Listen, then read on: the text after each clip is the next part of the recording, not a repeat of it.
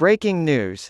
Through a hostage negotiation, a Palestinian woman who suffered facial disfigurement in a suicide bomb attempt may be freed. In exchange for the release of hostages held by Hamas, Israel may release a Palestinian woman who suffered disfigurement in a bombing attempt.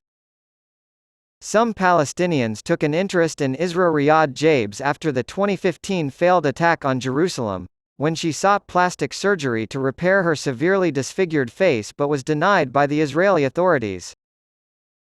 She received an 11-year prison term for injuring a police officer at a checkpoint with an explosion of a gas cylinder she was transporting. After talks broke out on Thursday, Israel offered a list of 300 Palestinians who might be released.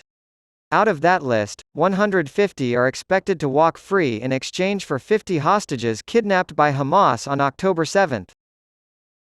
Another possible releasee is Nafuz Jad Hamad, who, at the age of 14, began serving a 12-year sentence for stabbing her Jewish teacher.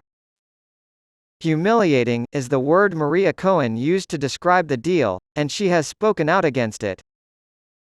Some Israeli families, like Ms. Cohen's, are very upset about the agreement and have threatened to sue to stop it from going through.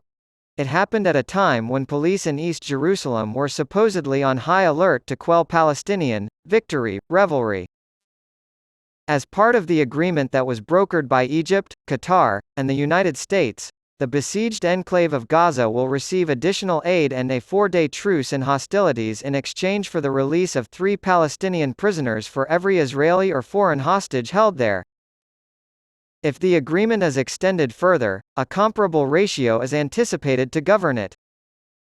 In exchange for 10 hostages daily, Israel has stated its willingness to prolong the ceasefire. According to Hamas, Thursday at 10 a.m. local time is when the ceasefire with Israel will start. Nearly two-thirds of the 300 Palestinian inmates eligible for release are believed to be juveniles. For charges related to stone throwing and similar offenses, a significant number are currently in custody. Most of the 13 adult females on the list have served time in prison for stabbing-related offenses. In 2021, a 16-year-old named Nafuz Jad Arad Hamad brutally attacked Ms. Cohen, leaving her 5 children and husband slightly hurt.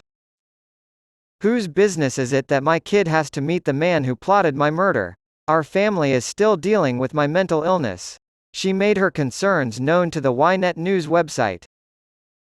"This shows tremendous rage and disdain for my life and the lives of my children.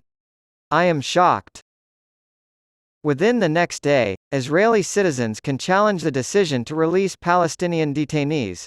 On Wednesday morning, a faction of terrorist victims announced their intention to approach the High Court of Justice at noon today to lodge a petition challenging the deal based on its principles.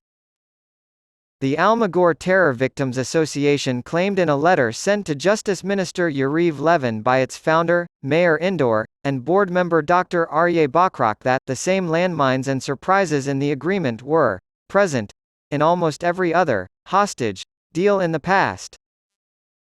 Like the petitions filed in opposition to the 2011 agreement that exchanged 1,000 Palestinian security prisoners for the release of Gilad Shalit from Gaza, this one is likely to be rejected by the court.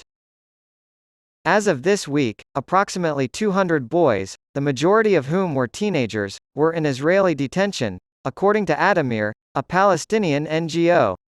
Additionally, there were about 75 women and 5 teenage girls included in that number.